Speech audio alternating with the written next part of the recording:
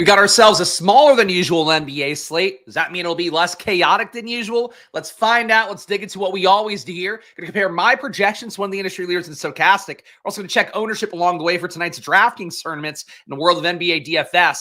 After that, we're going to hop to the world of Unabated, check some prop betting markets, see what the best sim expected values for everything. Going to run some sim DFS lines as well. It's going to give you all the must plays on today's NBA slate, of course, presented by Unabated as always. Let's get into it here. Key news here. You can see my DMs. People DMing me. Thankfully, nothing sexy on there. Mr. Hoopy Butthole, the sexiest thing I have going on there. Of course, one of our friends in the Splash Play community. But today, not a lot of Q tags. One key one, which we'll know up top in the first game on the slate. Actually, is that the first game? Let me just make sure that actually is the first game. It is one of the first games, 7 o'clock game. So Tyrese Halliburton Q tag, Aaron Nesmith. He's been out of lineup for a while for a Pacers. He's also on a Q tag.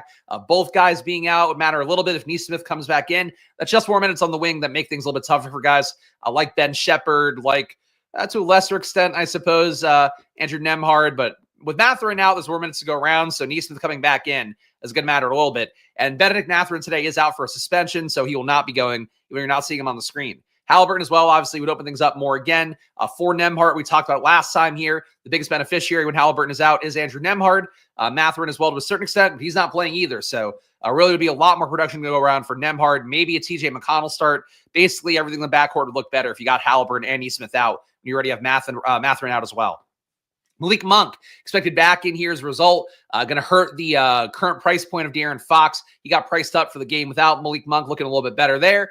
Now Monk back in makes things look a little bit more congested for the Kings. And Denny Avdia, doubtful today. You have Jeremy Grant out, so bump up your Scoot Henderson, a guy who did start last time out with no Denny Avdia. Scoot Henderson recreating that game, not the highest probability in the world, but he does look like a much better play when Avdia and Grant aren't available. Everybody in that team's going to look a lot better because Avdia and Jeremy Grant are both ball hogs to differing extents. Ball hogs as well. Shout out to the chat as well. Appreciate these nice emojis. There we go. Aloha for the fine folks. Like these shorter slates. Yeah, I do too. I think they're good. Honestly, it was a really good slate for me yesterday. I just didn't have Keaton Wallace, which sucked. Keaton Wallace to me, I held against him the previous chalk failures by him, and I liked other guys like Vic Krejci enough. And Krejci, honestly, was a lot of fun to watch. I've not paid much attention to Vic Krejci in recent weeks, and I felt like, especially compared to last year's Krejci, pretty aggressive, went out there. I feel like he was deserving chalk yesterday, even though he had kind of an okay day. Got hurt as well and then came back in, which is a real tough time. And this was a great part, too, of my night.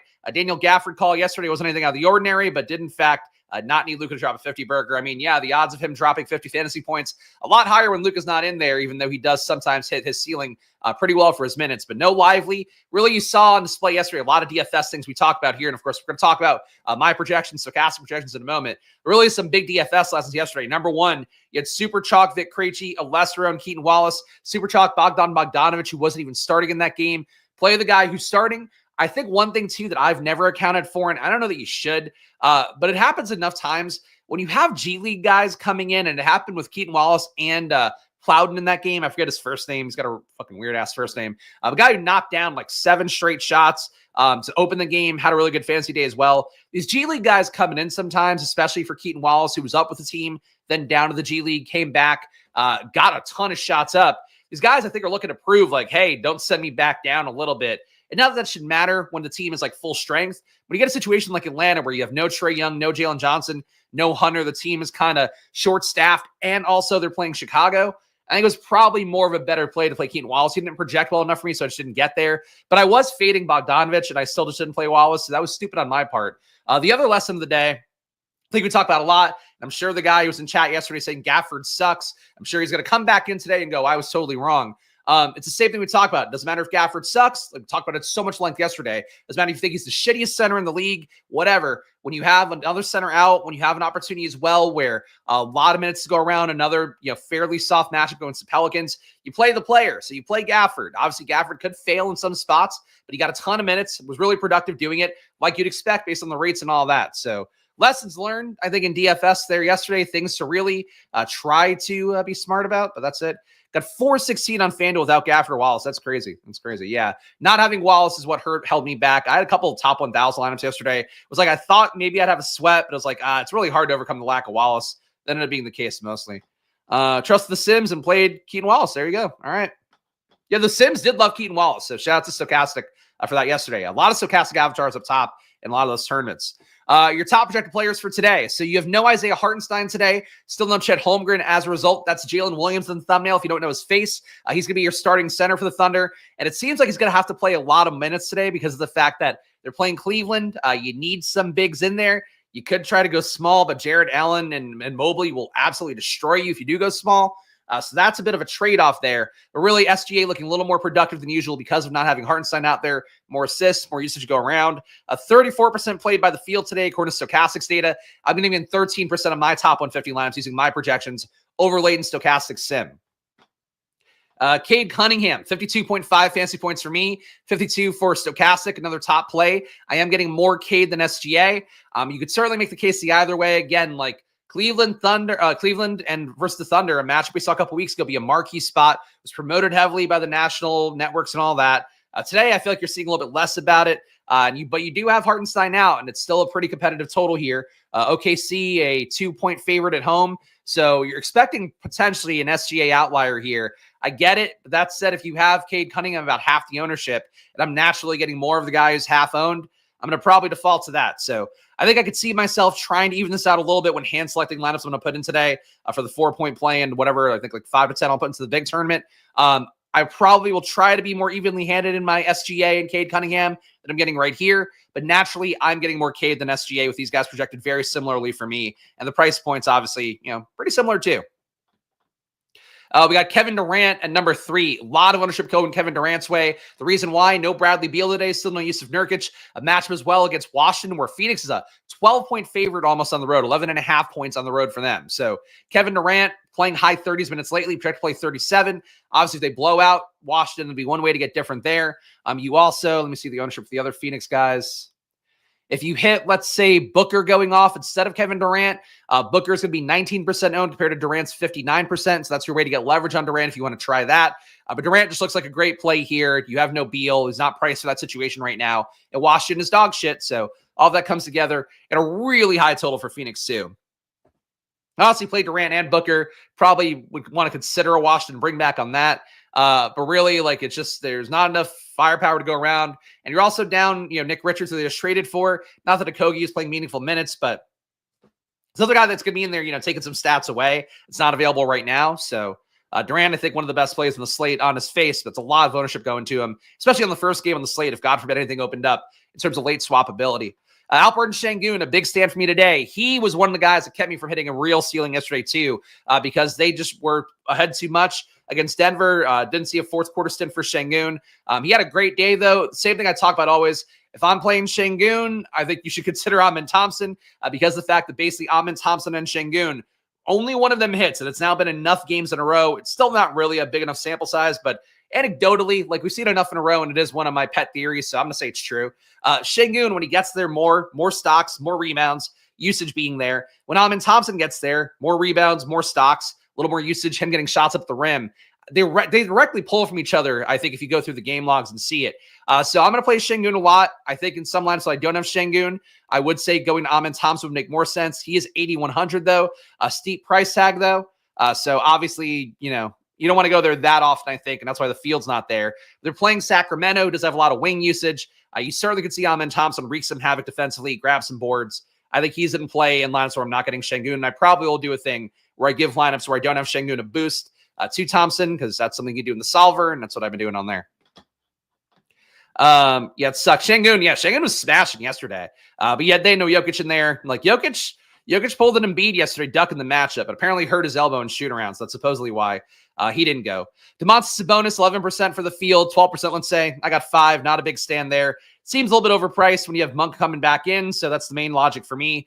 James Harden, you have no Kawhi Leonard today. Kevin Porter Jr. is out of the rotation yesterday. I presume he makes it back in today, but I assume he's not going to play on games where Kawhi does play. Either way, Terrence Mann is banged up, so that could maybe open things up for Porter being in. Reason I mentioned Porter is that Porter being in does kind of pull from the projection of Harden a little bit. Right now, he's not in the projection set. I do have Harden about 4 fantasy points higher than Stokastic at 47.2 for me, 43.5 for them. And as a result, I'm getting Harden in 15% of my lineups compared to the field's 9. So I like Harden here. I'm okay with that. Let's see. Got Devin Booker. late Luka out. Luka has been out. I think you're talking about Jokic with the Q tag. I guess Jokic being out last minute, not ideal. It was also shitty too. And it's one of those things where like I'm not conspiratorial about it, but like the Jokic announcement came right after Wemby and Giannis had locked, and I'm like, fuck, so I have no swappability. I had to drop down to LaMelo in some lineups to just eat like 2K in salary, which sucked too on yesterday's slate. LaMelo was fine, but like not ideal. Devin Booker, mentioned him being low owned compared to Kevin Durant. I'm getting so much Durant. The field's getting so much Durant. I think playing a little bit more Booker makes sense to me when you have Beal. You have the same situation out. So for Booker, 9,100 doesn't project as well, but he really is your leverage against Kevin Durant most directly, or playing him with Durant's another way to do it. Jalen Williams, if you did see the other Jalen Williams, who has a Y and an I in his name, if you see him not playing as many minutes at center, it's probably because they went Jalen Williams, went small ball with him at center. You could certainly attack that way. He's going to look good no matter what. 44.6 fantasy points for me compared to 44.3 for Stokastic at an 8K salary. 35% for the field. I'm getting him at 47%. So getting less SGA, more Jalen Williams kind of seems logical. And Jalen Williams is absolutely underpriced for not having Hartenstein in now. Even though the other Jalen Williams is probably going to play a good amount of minutes, he likely doesn't top 30. And I think they have Usman Jang back in. So that would be something where there's a backup center they can go to.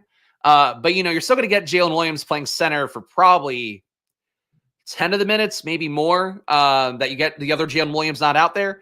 So I think for this Jalen Williams, he's worth a shot today at 8K.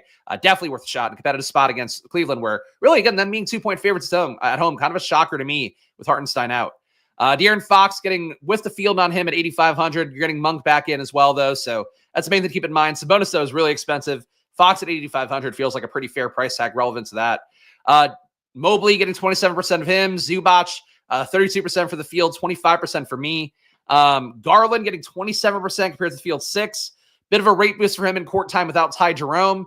Certainly he and Donovan Mitchell, I think trying to get even on them would be logical. The field left 6% Garland compared to 7% Mitchell. I get more Garland generally, and he has been the better fantasy player point-wise for most of the years. So I'm team Garland, but both here in a spot where it is a kind of championship level game going against OKC. You can go to either guy, Garland or Mitchell today. And Norman Powell looking decent as well with no James Harden. That kind of sums up the top projected guys based on my data. Let's sort by value here, and we'll go game by game, but it's a short enough slate. You probably got to read most of this already. Top values right now. Hope Hallie sits. Siakam could go nuclear. Yeah, sure. I mean, I'm not the biggest Siakam guy in the world. It would certainly make me get a lot more Nembhard. Siakam I would get more of, but I mean, Siakam at his price tag, 7,200 is kind of cheap for him. The situation with Halliburton. I already have Miles Turner projected decently, Nembhard projected decently because of having Mathurin out. So if Halliburton were out too, I think it'd be kind of wheels up on anybody from Indiana. Match versus Detroit, though, it's really not a high total and pace, a little bit of pace down for him. So might not be a great match even if you do get a Halliburton out as well. Top value plays right now. Jalen Williams, once again, the man to thumbnail. So he hasn't played above 24 minutes very often. He has played upwards of 28 minutes before. This year, when Hartenstein hasn't played, Jalen Williams wasn't available. When Chet Holmgren and Hartenstein didn't play, Jalen Williams also wasn't available. Now he is, though. He's playing more minutes. I think it gets you to 24 minutes no matter what. But because it's Cleveland, you have an outside shot of getting about 30 minutes. Jalen Williams has been a pretty good per minute producer on the year, averaging 1.06 fantasy points a minute. 15% usage is not that high, but a 16% rebound rate, 21% assist rate as well. He's involved. He touches the ball. He does things out there. So Jalen Williams, your value of the day. I don't think he's a lock button play, but honestly, practically in the lineups I have tonight, I probably will be just like basically locking Jalen Williams in. 74% ownership for the field. I'm getting him at 76%. So he is a play to me. That's pretty much your go-to value overall. Grayson Allen with no Bradley Beal. More guard minutes to go around. You have no Okogie in there either. The guy could sometimes take minutes on the wing. So Grayson Allen at his points, or his price tag rather, looking pretty good. In terms of fantasy points per minute in core time without Beal and without Nurkic, he's averaged 0.91 fantasy points per minute along with 20% usage, a 12% assist rate. Grayson Allen, another good value here. I think a lot of lineups for me, you'll have both guys in there. I'm getting Grayson Allen at 48% of my top 150 lineups compared to the field's 25. Lou Dort, 35%. Is he going to put Donovan Mitchell in a torture chamber? Really, the bigger thing, though, is not really Dort's individual defense. It's trapping guys, making it hard on him. If they send two guys at Mitchell, he's going to have an awful day. If they try to play Mitchell straight up, he'll probably be okay. You kind of saw that yesterday. Obviously, by the end of the game, he ended up having a great game. Jalen Brunson was getting trapped by the Sixers over and over and over again. They sent two at him just at the wing. Every time he touched the ball, kept sending two guys at him. Then when he started getting going, it was like because they hadn't made other guys make some shots. Then Brunson kind of took over, going one-on-one, really beat the shit out of Paul George, who's really just an awful individual defender at this point. But you're going to see the same thing, I think, tonight, where you see Donovan Mitchell at some points get trapped, ball being forced out of his hands. If Garland gets going, then they kind of will respect Mitchell more, or somebody else in the wing gets going. You'll respect Mitchell more. You'll kind of not go forcing the doubles on that. That's sort of how that'll go. But for the situation right now, you're going to get a lot of Dort minutes because they're going to put him out there trying to defend both guys out there. Garland and Mitchell are both going to be on the court at some point for the most part during this game. So I think Dort's a fine enough play here. The issue is like when he exerts himself a lot defensively, a little bit of a pull on the offensive side, and he's 4K, so I get it. I do think he's a little more of a projection play than he is a good play. I'd rather have Grayson Allen. I'd rather have Jalen Williams. Dort's going to be out there, but I'm not sure he's going to be great with it. Josh Hart crushed. Yeah, I had a lot of Josh Hart and Brunson, which was a big part of my day. But 60 fantasy points is crazy. Just whenever you have Towns out, you should also always be playing anybody left behind for the most part. You have that much usage and rebounds coming out of a lineup. But really, when you have guys as well, like the rates take a big jump, Brunson becomes a different player. And I talked about it on the deeper dive right after the show. But and we talk about it all the time here. It's like you get a key player out. Every player who's left behind should be looking more appealing. And the guys especially can get more minutes or gain more in stats. Josh Hart's like a demon rebounder, but he doesn't do it every game because you have just so many amount of times that Towns just rips rebounds away. How does Scott look? What? Who's Scott? Are you Scott? No, fucking Scott are we talking about? Scoot? First of all, that's not even close. Scoot is an okay value down here. I am at 29% ownership in my top 20. We're not skipping around here.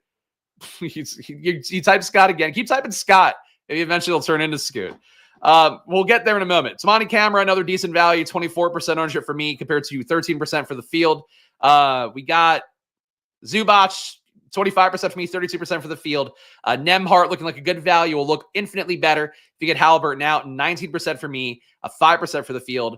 Tyus Jones, Beal minutes to go around, 18% for me, 13% for the field. And Şengün, despite being high priced, looks like a top value for me. Again, in lineups here. There you go. I got it. Yes. Splash play of the day. Scott. Go Scott. Go Scott. Scott Henderson is like a local insurance salesman. Scoot Henderson is a basketball player name. All right, let's go game by game here. We'll make some decent time because we only got 5 games to hit. We've already talked about the core points. Phoenix, 121.5 implied points. And guys, if you do get value to this one, please show some love. Subscribe down below with the like button. We're just shy of 700 subs. We're on that march to 1K subs. Try and hit that as soon as possible. I think we can still hit it potentially by the All-Star break.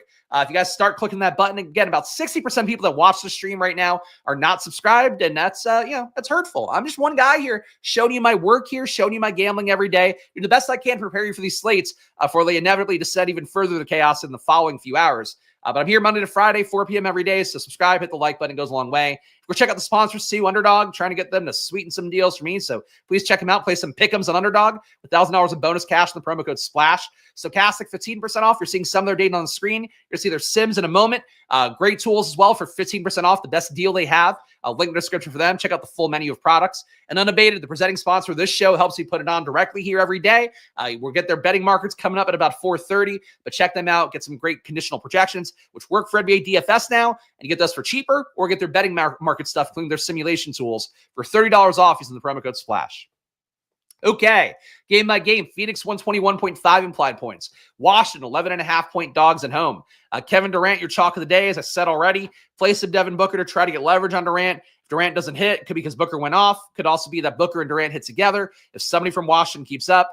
But Durant's a good play, obviously, 9,200. Certainly not priced today for not having Beal in and not having a center in at this point besides Plumlee. Iguodala is still there as well. But, you have no Nurkic. You don't have your new center coming in for Nick Richards. So for Durant, playing well enough, averaging 1.21 fantasy points per minute, when accounting for the Vegas total in the matchup versus Washington here, and who's available for Phoenix.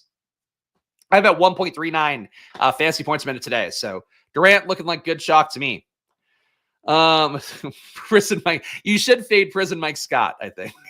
And you should fade Scott. You should fade Prison Michael Scott. You should fade all of them. Devin Booker. So 19% owned, 7% for me in my top 150. I will say for a fact, I will go out of my way to get some Devin Booker lineups tonight because I do think he is if he goes nuts, puts up 50 real life points here, it's going to actively pull from Kevin Durant. So good guy to go to here. That's how that looks for me. Royce O'Neal, not a priority play, only playing 23 minutes in the projections here. Would have thought he could get more here, but still a 5x value. A semi-value play at 4,500. Tyus Jones, got 18% of him compared to the field's 13. I have about half point higher as well. Decent value play at 4,300 to be your direct pivot, I think, out of Grayson Allen. Grayson Allen, though, shooting guard, small forward. I have him at 27 fantasy points today. Stokastic has him at 24.4. The rates for him, as I mentioned, he's averaged 0.91 fantasy points a minute in court time without Beal, without Nurkic. Going to get those extra minutes as well, in particular because of Beal not being there. I think it's a really good value play today, barring something else better opening up. Like Halliburton being ruled out. Then we'll have some more Indiana guys. For right now, Grayson Allen, I would say he and Jalen Williams, Jalen with a Y and an I on the Thunder, going to be your top value plays by a wide margin, and I will probably have them in the majority of my lineups. Ryan Dunn doesn't do a whole lot out there with 0.76 fantasy points per minute. The rates don't really go up that much either with the guys who are out today. So you go to Ryan Dunn as a pivot to Tyus Jones and Grayson Allen. This doesn't seem the most likely to get there too much. And there we go. What are we talking? I'm a Philly guy. I did not become a Philly guy. I'm an anti-Philly guy. I hate Philly. I hate everything about it. So yeah, no. But that's a Big Cat. I will say, lovely guy. He's got other secrets that I don't think are out there.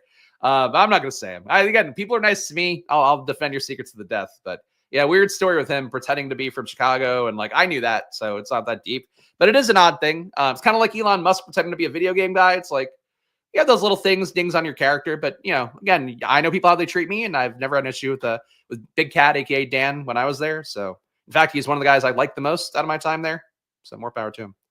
Was born and raised in New York, moved to LA for college, moved back east, went back to LA, wanted to stay there. And when we had a kid and had to buy a house, so we moved to the Philly area. So, I am like a Philly prisoner.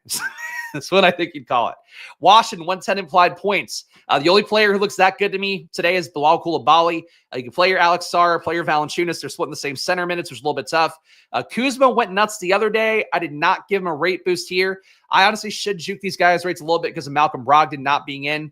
Kuzma, I'm not sure what to make of him because he went nuts versus Minnesota, and he's been awful on the year. Lower usage, 0.93 fantasy points per minute. Not really a lot to love about how Kuzma's played this year. 48.4% true shooting, though he, much like DeJounte Murray, due to shoot better. We are seeing how that works out. DeJounte Murray's been smashing for multiple slates over the last few weeks and shooting better. Kuzma's shooting better here would certainly look a lot better overall if he could just start hitting 55% at the very least, let alone, high 50s true shooting. So Kuzma, I don't hate as a play going 7% owned. That said, projection-wise, I got none of them. Sarr, I'm just never that high on Poole. I have a little bit more than the field here, but it's not a big stand. I think if you're playing a lot of Phoenix guys, boosting somebody from Washington would make sense. Again, Kuzma at 6,100. There's definitely a ceiling at that price tag. Coulibaly, very reasonably priced at 5,500, and he's going to be decently owned. So Kuzma, you're getting leverage on Coulibaly. But if you got 7 to 10% of Poole, Kuzma, Coulibaly, to a lesser extent, Sarr, J-Val, and Carrington, I think it'd be logical because you're going to have so much Phoenix ownership. Having a Washington bring back just kind of makes sense. I got top 10 in the $40 single entry and cashed the KODC ticket. Okay, I don't know what the second part of that means, but more power to you. Love to hear good things here. A lot of people having nice days and tournaments lately with the NBA channel, which I'm glad to hear. Let me know in the Discord if you're a paying member how things are going. Drop some screenshots in there. Everywhere else, I don't really care. Drop it in chat too, so I can pull them up like that. Suns let shooters score. What does that take mean to you? Really, DFS Addicto? I mean, look, they're a weak defensive efficiency team, which you can see right here. I don't know what that means, though. In any situation where you're playing a weak defense, shooters are going to score. Whoever has usage is going to score. I guess you're saying as opposed to big men scoring, but that's also not true because big men have been eating up Phoenix too. Like, everybody sucks. That's really the main thing. How many runners in your main contest typically, Spag? I usually am playing it depends on the day. If there's a football slate, I don't. I'm usually playing the 4-point play and then a 5 to 10 entries in the big tournament. If the big tournament's like a $5 or an $8 tournament, I'll throw in upwards of 100 entries depending on the day. But that's sort of my play style. I just like, again, it's a lotto, treated as such. Play bankrolls that won't kill you if you lose every day.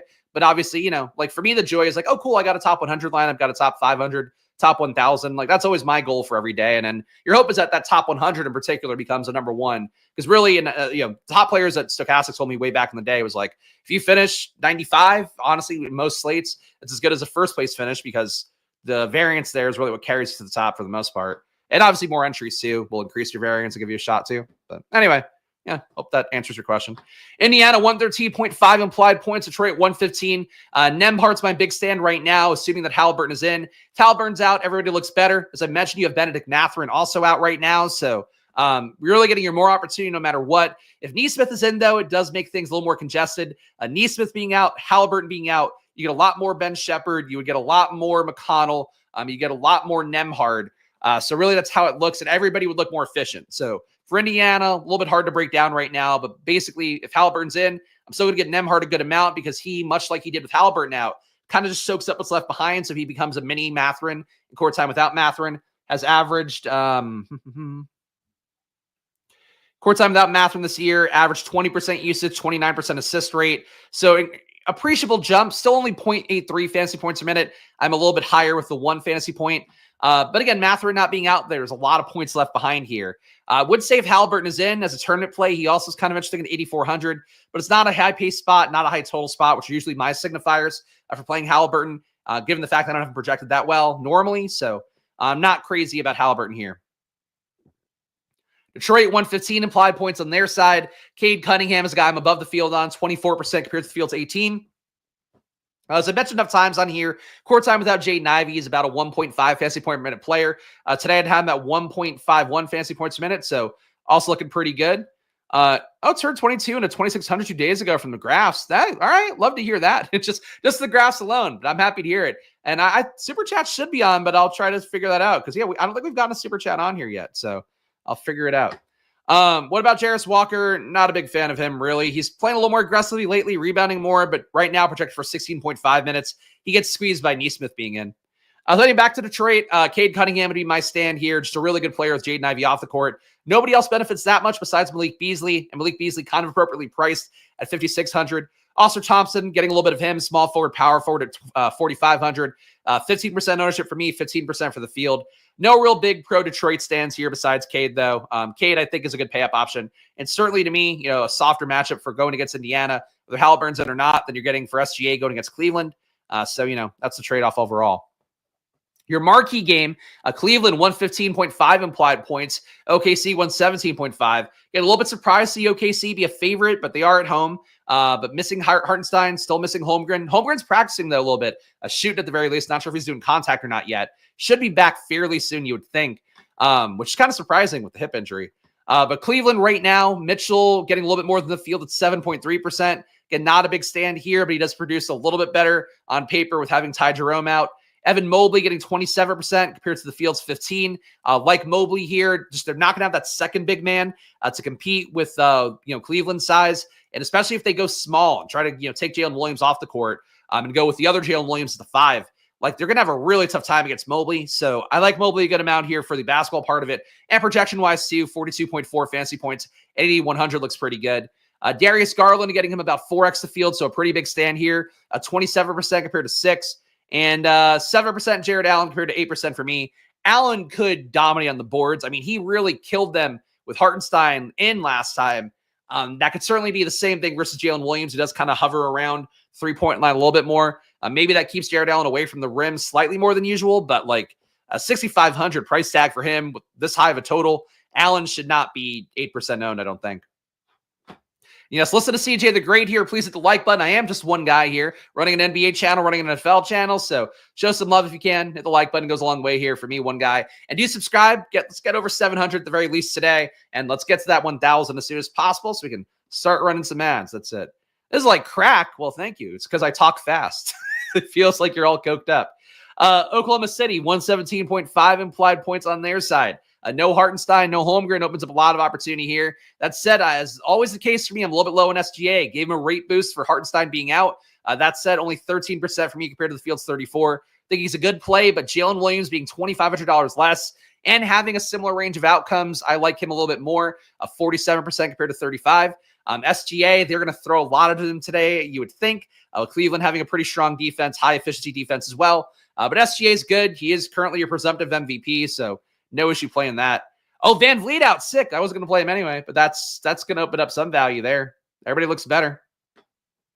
I would be a great auctioneer. I agree. I don't know how you get those jobs, but I would do it. I don't know if I enunciate well enough, though. That'd probably be my flaw. Kaysen Wallace getting 4% in my top 150 compared to the field's 8. So a little bit of an anti-stand there, but not that much. Dort pretty much with the field. Well, actually, no, 35% compared to 26. That's a little bit of a stand favoring Dort. As I mentioned, Dort going to be out there a lot playing defense, so the minutes is really the main thing here.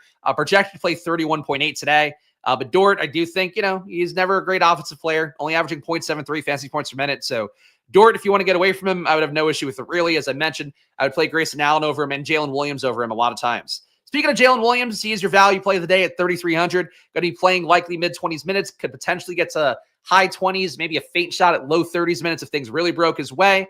For Jalen Williams at this point, 1.06 fantasy points a minute. I'm at 1.1 today. No Hartenstein to open things up too much, and you have to play it big against Cleveland unless you get weird. And again, if they get down, then you probably take Jalen Williams out. But if they're not down, if they're in a competitive game, as the total would lead you to believe, Jalen Williams should be out there a lot.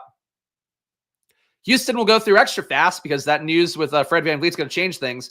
Alperen Sengun looked great to me. He's going to look even better without VanVleet. The assist upside is going to grow. Amin Thompson looked borderline playable to me. I was getting a ton of Sengun. I assume I'll get even more. Thompson, I'll now get some of here after not getting very much. He was only projected to be 6% owned. He'll look better, though, playing the near 40 minutes that he normally plays. VanVleet being out opens up a lot of minutes. You'll see a little bit more for Aaron Holiday, a little bit more for, Reed Shepherd if he's available. Potentially, I think gets a few more minutes as well. But really the biggest beneficiary, I would think, is probably Amin Thompson, is playing more true point out there. Jalen Green as well, who frankly, eye test-wise, was watching a little bit of that game yesterday because of how much Sengun I had. I think Jalen Green's coming along more than I give him credit for in my head. VanVleet just being out, he's really not a great producer in court time without Jabari Smith and Tari Eason for some weird reason. Maybe other guys stepping up, taking more usage away in different ways. But having him out just opens up a lot of minutes for whoever's left behind. Whitmore doesn't really gain more, so that's the issue with him. And Jalen Williams just looked at, yes, he is over 70%, and he seems worth every bit of that ownership. Sacramento's not a lot of value on the slate to pivot around at 3,300. Sacramento, we got 114.5 implied points here. 5% sim ownership for me on Sabonis. It's a little bit too expensive at 9,800 if you're getting Monk in and Fox in, and DeRozan still hanging around. Fox, though, with the field on 11%. Everybody else, not really a play for me here. Really need somebody to get ruled out, and they are kind of priced now for Monk, missing last game. For the Clippers on their side, you're getting no Kawhi Leonard here.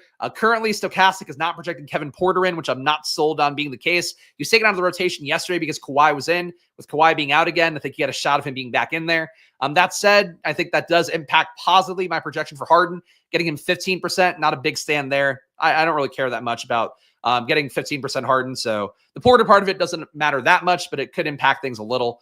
Powell getting 24% compared to the field's 23, getting Zubac 25 compared to the field's 32. Low on Chris Dunn, a little bit of Amir Coffey, a little bit of Derek Jones, but no big stands. But the team is not priced for the Kawhi coming back in and out part. I would say in particular Harden, but Harden's probably the most appropriately priced. Powell, that might not be fair. I think they're kind of priced appropriately for Kawhi being out. But I also have the projections higher than Stokastic does, so that could just be me being high on these guys. And last but not least, Portland, actually last and also probably least, Portland 106.8 implied points. Denny Avdia doubtful, Jeremy Grant out. As a result, everybody looks a little bit better here. Robert Williams is currently a Q tag, downgraded midday for an illness, so maybe won't be going today. Donovan Clingan is out as well, so center minutes going to go a little bit more to DeAndre Ayton. And Duop Reith is still there as well. Simons, I'm low on him. I'm not going to juke his rates again. Still a guy that's played well enough recently. If you want to get to the field 17%, I would get it. Shaden Sharp, low on him as well. Field's going to be there about a quarter of the lineups. I got him at 17% of my top 150. Ayton, I'm higher on, getting 2x the field to him. 6,100, getting some critiques as well. I think Channing Frye posted a tweet pointing out one of the Trailblazers was awful and not trying that hard. Speculation is that it's DeAndre Ayton. He certainly does not try very hard, but he is still a pretty decent matchup here, having no center really available on the team that's mattering besides Duop Reith, and he really doesn't matter that much. Tamani Kamara in play, 24% for me. Scoot Henderson, 29% for me, stands above the field on both those guys. Scoot obviously went nuts last game. Wouldn't shock me if he picked up a little bit extra ownership because of that. But Scoot, a.k.a. Scott Henderson, having an okay day today, it looks like, based on the projections.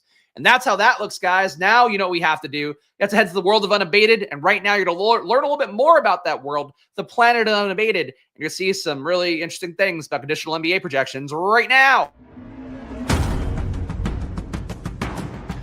Oh, man, how did I take so much time on a 5-game slate? you got a lot of data on the screen there with Unabated. The best data you're going to find in the business. A team of established projection people led by Justin Fan. Been doing it since the days of Basketball Monsters, but you're getting Unabated. Of course, you're getting conditional projections here, guys in, guys out. You can also see the news updates in real time. If you're on Discord, you can go on there and not have to worry about getting your updates from Twitter/X. You know what you're going to get right now? You're going to get some graphs. Oh, if you want graphs, baby, you know, there's a big correlation. People say, I have graphs that prove the correlation between using graphs and winning money. And if you use graphs, you're guaranteed to win money. I think that's the rule of graphs. We shouldn't say these jokes during gambling ads. Count your money, though. Like that guy. That guy's counting his money. That seemed like somebody at a casino counting the money, right? Would be my guess, not an actual person. The blue shirt kind of being a dead giveaway there. The people love the graphs, so I know that. Pass the pipe. There we go. Pass the graphs. Scoot Henderson loves graphs. Scott Henderson especially loves graphs. Scoot does too. We all scoot for graphs. We all Scott for graphs. Your top points bets right now. Again, we're looking at PrizePicks, Underdog, DK Sportsbook, FanDuel Sportsbook. Your primary books, a lot more available at Unabated with that promo code SPLASH for $30 off. Unabated.com/NBA. Vika Zubac right now, over 14.5 points, looking good. -120 odds on DK Sportsbook gets you 15.4% EV. You probably don't want it on your pick'em sites, but you can take it on FanDuel as well. Over 15.5 there, points there at -106 odds gets you 9.5% EV. Karis LeVert, 10.3% EV for him, also on DK Sportsbook, +100 odds, 10.3% EV. You know that one of your pick'em sites, though. Tamani Kamara, under 11.5 points for him. Looking good at -115 odds on DK Sportsbook, 8.4% EV for that one. On FanDuel, you're not getting enough EV. You want generally here, we want over 8% EV. Over 5% EV, though, good enough based on Unabated's back testing there. But still, you know, sim EV is over 8%, a little bit safer here on stream. And Jalen Williams, not the center, the other one who can still play center, but spelled differently. Jleen Williams, 7.5% EV on over 20.5 points today. -124 odds on FanDuel Sportsbook. You probably don't want it anywhere else, though. And it's mobily one under 19.5 points you could take if you're low on bets here. It is a short slate. And we have Q tags as well that are not going to pull into these bets pools, or this bet pool, rather.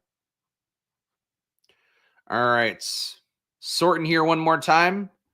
Pulling in all those sweet unabated bets. Ryan Dunn over 4.5 rebounds. Lots to go around today with all the centers missing. You got Ryan Dunn over 4.5 rebounds +116 odds gets you 14.6% EV on FanDuel Sportsbook. Doesn't look like a good bet anywhere else, but take that one on FanDuel for Ryan Dunn over 4.5 rebounds. Royce O'Neal over 5.5 rebounds +114 on FanDuel, looking good as well. The rebound price tags for the Suns is broken on FanDuel, 12.1% EV. And sometimes it happens where the algorithm just doesn't capture a stat correctly. Seems like that's the case with the PrizePicks line, Underdog line being down, DK line being down. FanDuel keeping him up for Royce O'Neal over 5.5 rebounds. Kyle Kuzma under 6 rebounds, good to go on PrizePicks, 11.4% EV. You could also bet that on DK Sportsbook, getting 11.1%. And on FanDuel as well, still passable as well, under 5.5 rebounds there at +108. But the DK one with plus money, +114 odds, that's a nice little EV play there. Plus money on that much EV, always a good thing to see for your odds. Malik Beasley, under 2.5 rebounds, looking good today at 8.2% EV on DK Sportsbook. Not on your pick'em sites, though, so nowhere else to go. Toppin for rebounds? Are you the one that always, I feel like somebody here always asks about Toppin. I don't know why. There's not even a line for Toppin.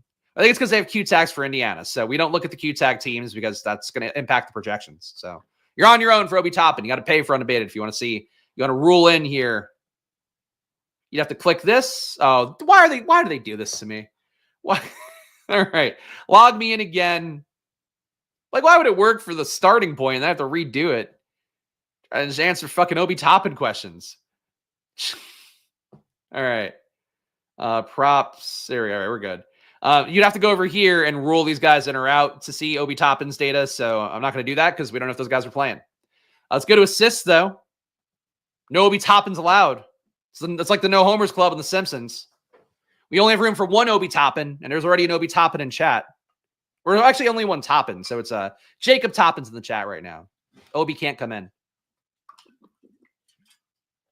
We're simming it out here, of course. So what Unabated does is sim this out 10,000 times based off the standard deviation and the prop line that they have in their projection set. So that's what it's doing right now. Theoretically, that's what it's doing right now. Top in the afternoon to you, sir. Thank you. Why would Toppin start? Toppin's starting over Matherin? No. Why would that? That doesn't make any sense at all. It's a silly thing to say. Oh, you know what? I didn't pull the projections in again. That's why. My bad.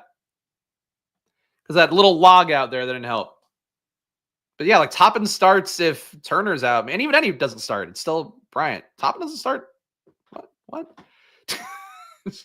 Whatever. All right. So let's see what we got here. Let's pull in some more lines down here. Yeah, there's usually more plus EV bets, but it's a short slate, and one of the games has a bunch of Q tags. Domantas Sabonis under 6.5 assists, looking good on PrizePicks. 16.1% EV on there for Domantas Sabonis. Again, playing Houston, tough defense, down pace spot, so that makes sense. Not playable on your regular sportsbooks, though. Shaden Sharp under 2. Oh, okay. Okay, I'm sure. Come back tomorrow if he doesn't start then and tell me about it. Shaden Sharp. It's going to be my catchphrase. When people say the shit, that's going to be very wrong. Just going to start saying, come back tomorrow, though. Go. That guy is in a lot of the chats. Go. I feel like that's saying go fuck yourself.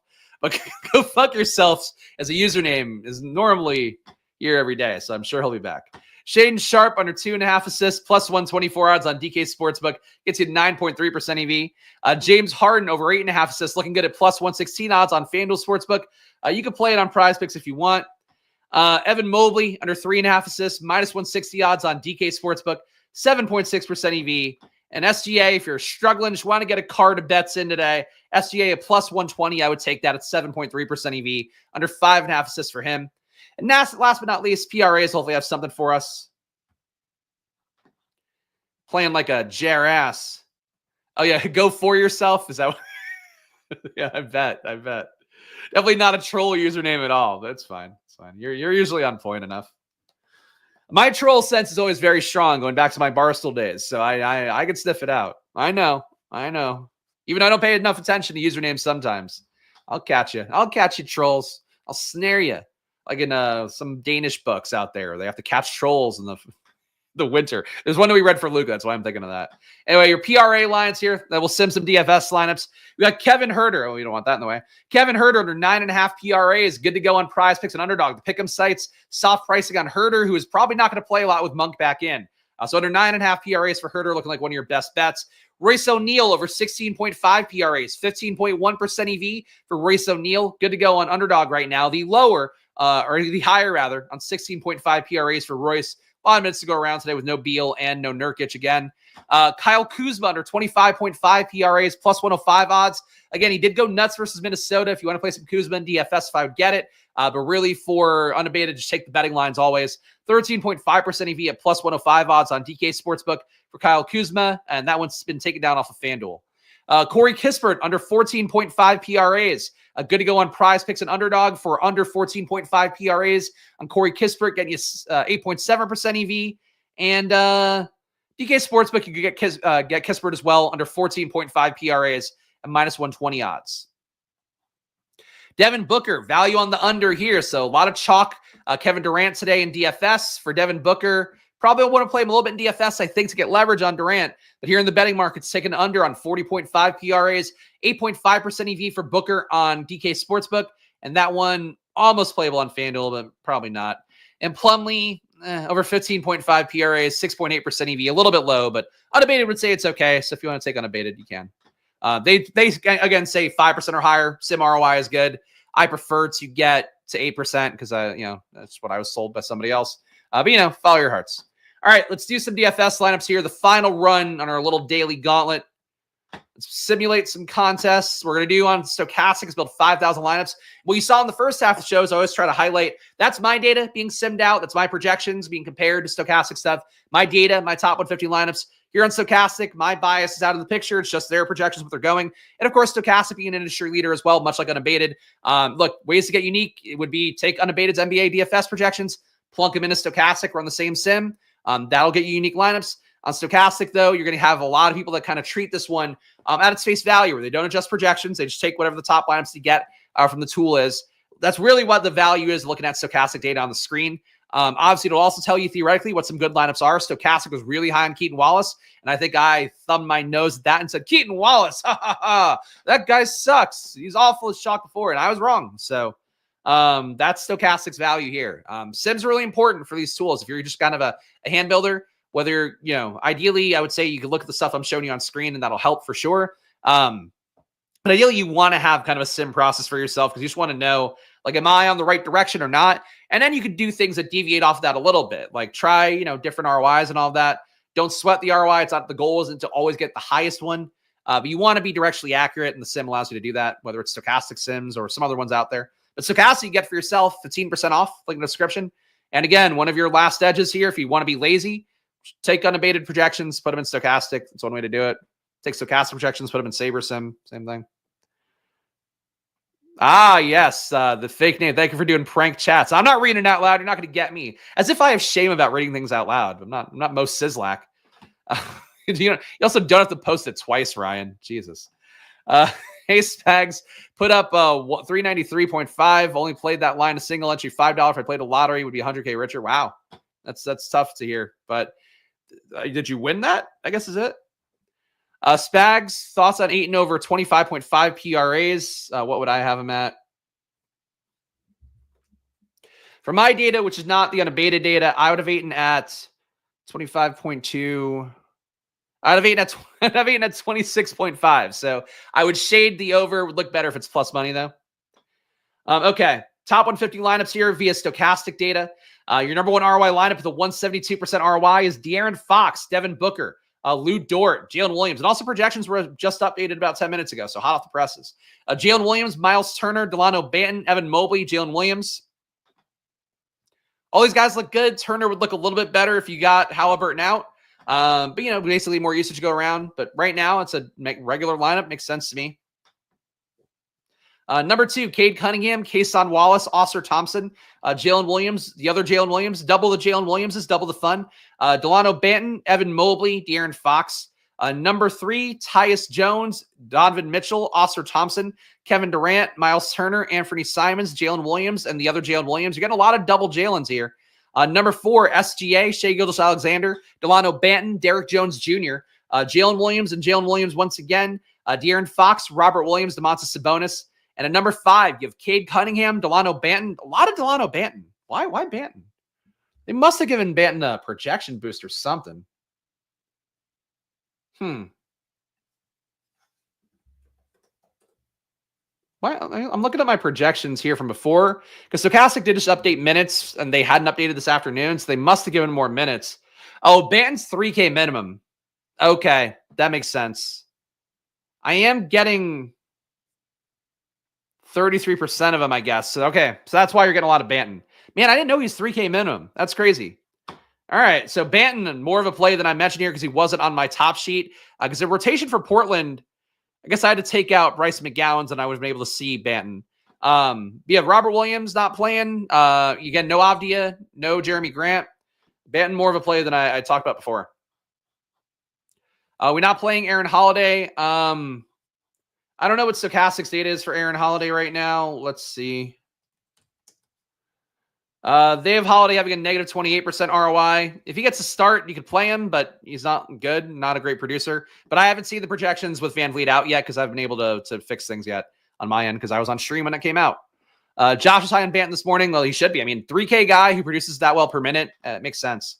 Especially because people are going to play Scoot probably a good amount.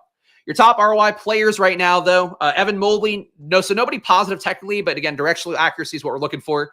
Negative 0.8% ROI, and Evan Mobley is your top ROI guy. Delano Banton, number 2 at negative 3.5%. Flat minimum salary is really hard to ignore for a guy like Banton. De'Aaron Fox, negative 4.2%. Chris Dunn, negative 7.3%.